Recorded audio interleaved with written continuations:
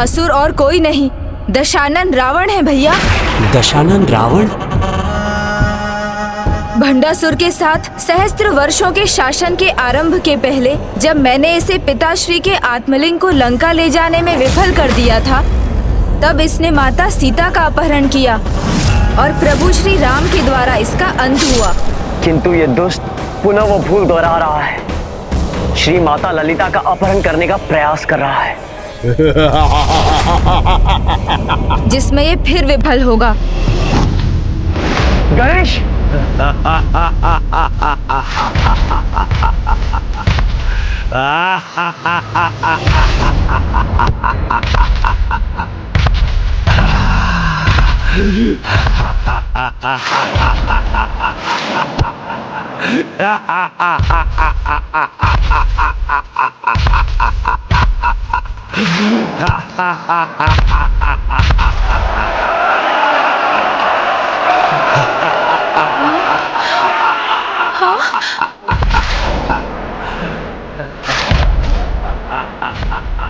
माता, भंडासुर ने इस बार दशानन रावण, उसके भ्राता कुंभकर्ण और पुत्र मेघनाद को जागृत किया है।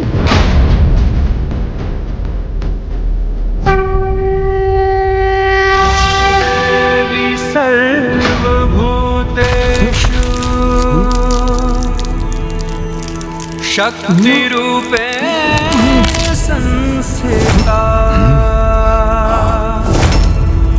नमस्तस्यै। इस रथ का भार अत्यधिक बढ़ क्यों हो गया? नमस्तस्यै। ये क्या हो रहा है? कुंभकर्ण झुकता क्यों जा रहा है? मेरी ये योजना, दशानन रावण की ये चाल विफल नहीं हो सकती।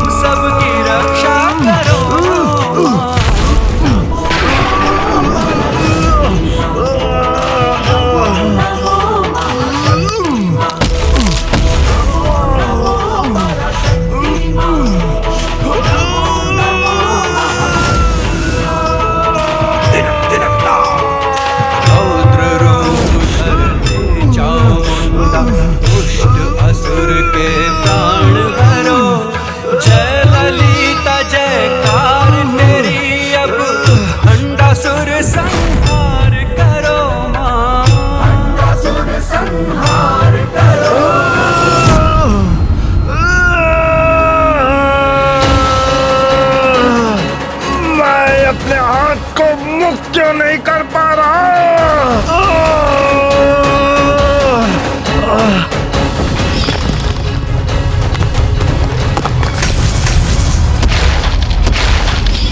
ये तो जैसे पूर्व का दृश्य एक बार पुनः उत्पन्न हो रहा है।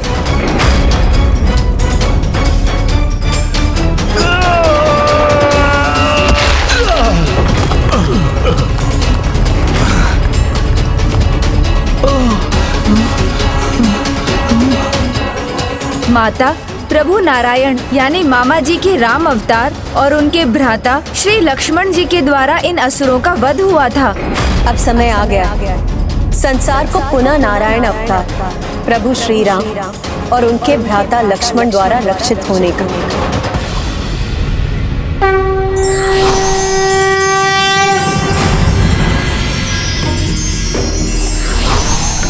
श्री राम सीता राम सीता राम सीता राम राम। वीर है रघुवीर है रणधीर मेरे राम है।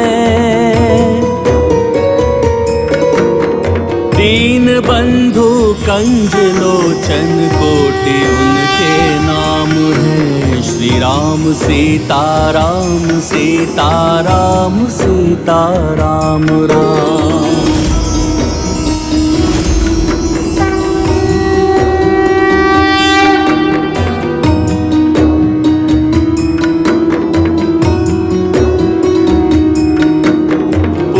पुरुषोत्तम है, नारायण के नर अवतार हैं, धर्म के पर्याय हैं, ब्रह्मांड के भरतार हैं। श्री राम सीता राम सीता सीता राम राम। श्री राम सीता राम सीता राम राम। श्री राम भक्त कृपाल है, वो पापियों के काल है।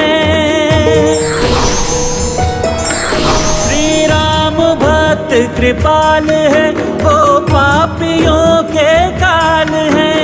सर्वशक्तिमान दीनानाथ दीन दयाल है।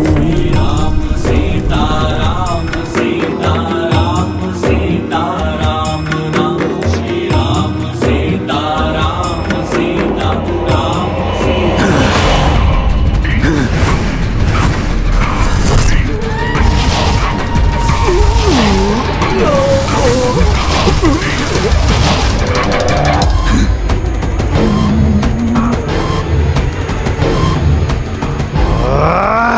ज्येष्ठ भ्राताश्री का आदेश है, इसलिए मैं इस रथ को अपने साथ लेकर ही जाऊंगा।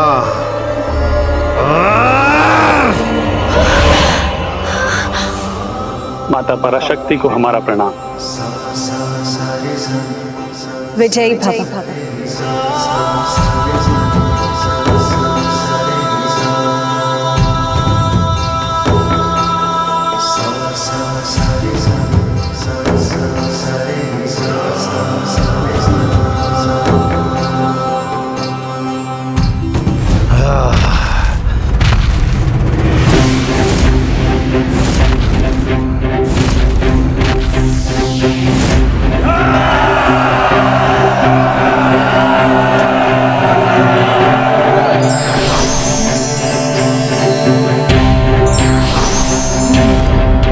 नियति कभी नहीं बदलती कुंभकर्ण, पाप कर्मों का परिणाम सदैव एक ही होता है।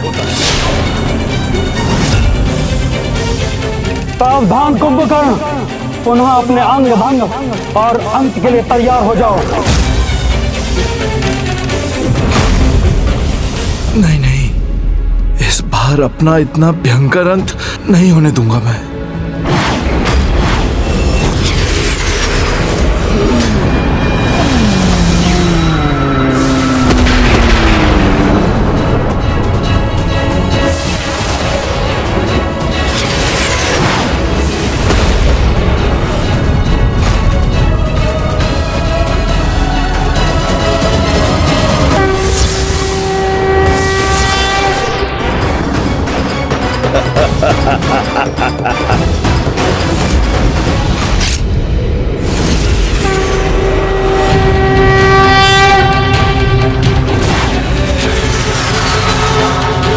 जिस माता ने सृष्टि को जन्म दिया है, तुमने उसी माता को अपने इन हाथों और पांवों से आहत करने का प्रयास किया।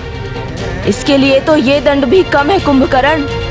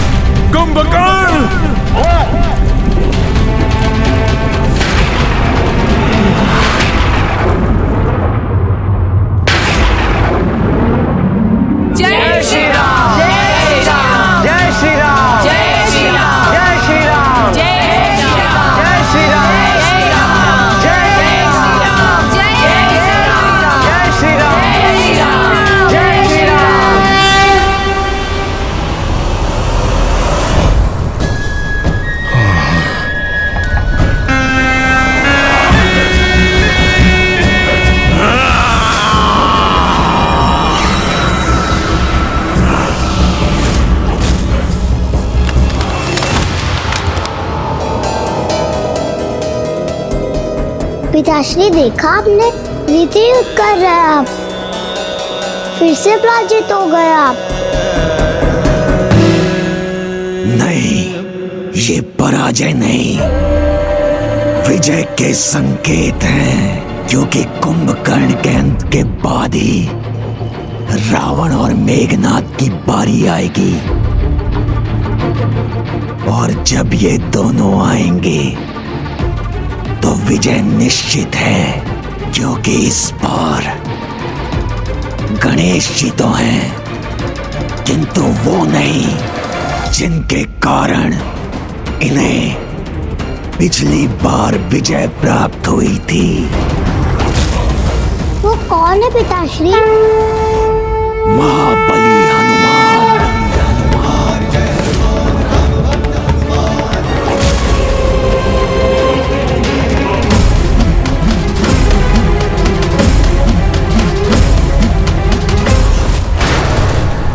वज्र मेघनाद, इस युद्ध में विजय प्राप्त करने के लिए तुम्हें देवी निकुंभला का अधूरा यज्ञ पूर्ण करना होगा।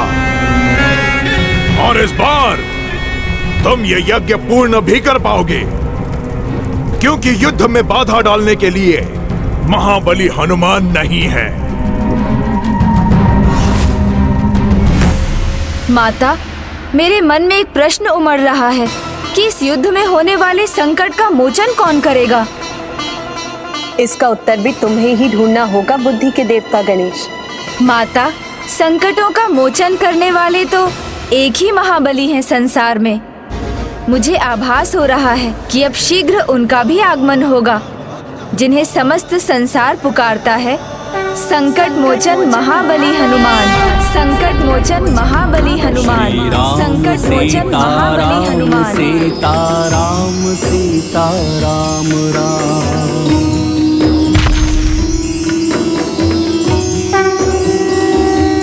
अद्भुत हो तुम गणेश, सत्य कहा तुमने।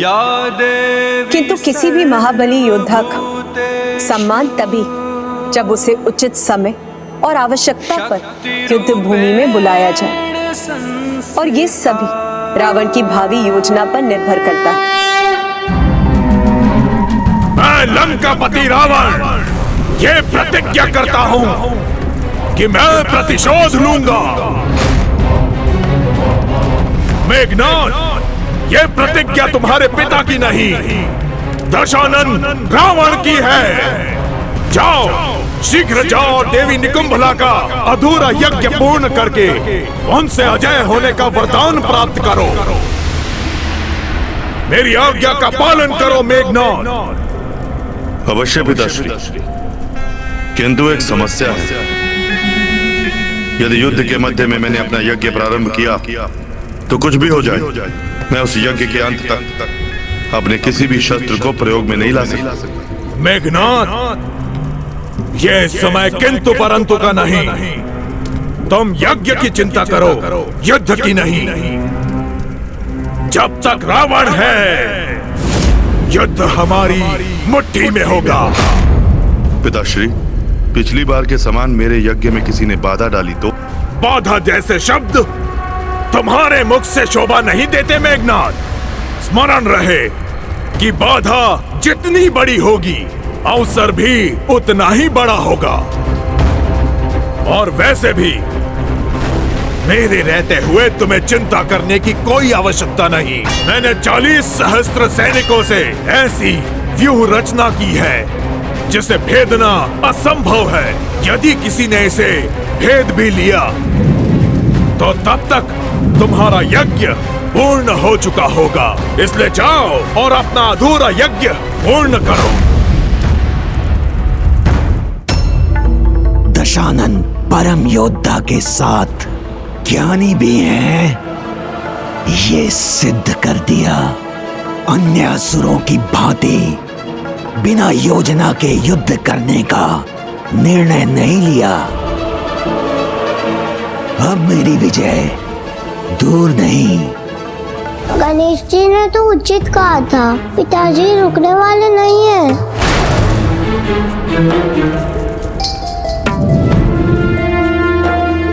माता, दुष्ट अपनी दुष्टता को अंधकार से छिपाना चाहते हैं, ये असुर जो भी योजना बना रहा है उसे इस मायावी धूम्र से छिपा रहा है, किंतु मेरा अनुमान है कि ये युद्ध के लिए एक विशाल सेना तैयार कर रहा है।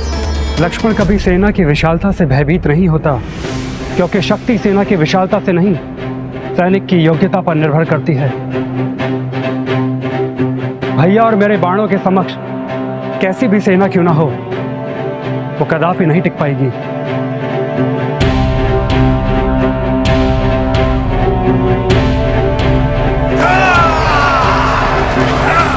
देवियों, आगे बढ़ो।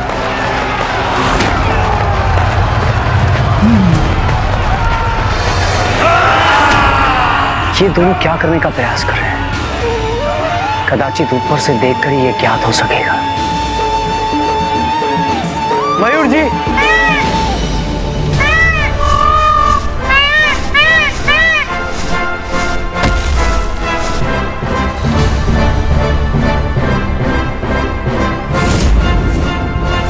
चलिए मयूर जी।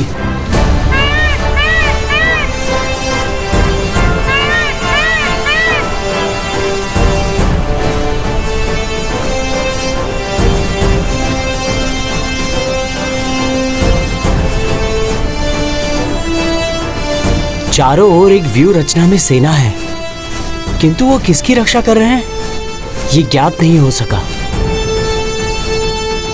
कुछ तो अवश्य अत्यंत भयंकर हो रहा है वहां। चलिए मयूर जी।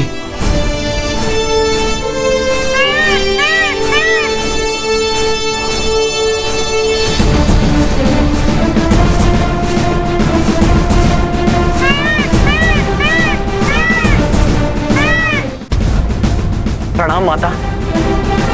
माता, वो असुर सेना एक गोलाकार व्यू की रचना कर रहे हैं और इस व्यू के केंद्र में सबसे अधिक सेना है। गोलाकार व्यू? ये रणनीति तो रावण के स्वभाव के विपरीत है।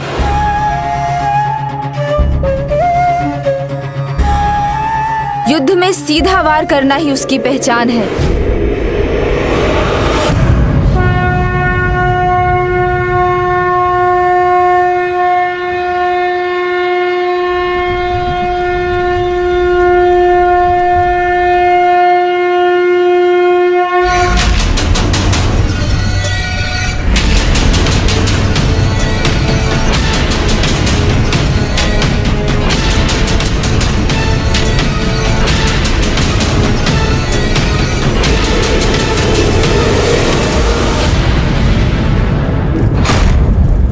अभी युद्ध विराम का संकेत क्यों किया इसने?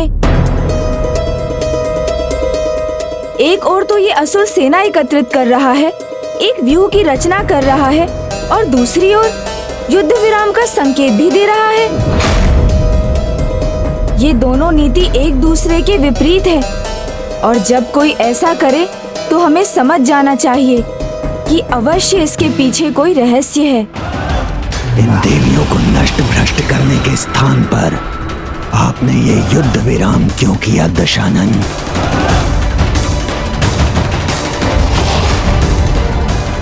भंडासुर, आप तो महान असुर, महानायक हैं। आपको तो ये बात समझनी चाहिए कि ये भी मेरी एक योजना है। अगर युद्ध विराम नहीं करूंगा तो मेरे पुत्र मेघनाद का यज्ञ कैसे पूर्ण होगा?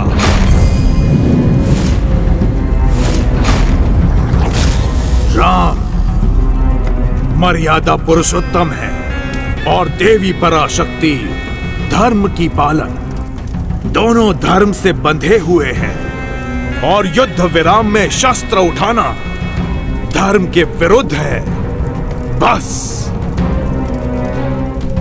इसी का लाभ उठाना है। मेरे पुत्र मेघनाद का यज्ञ पूर्ण होने पर अजय होने का वरदान प्राप्त करने तक प्रतीक्षा करेंगे, और उसके बाद होगा आक्रमण, आक्रमण, आक्रमण।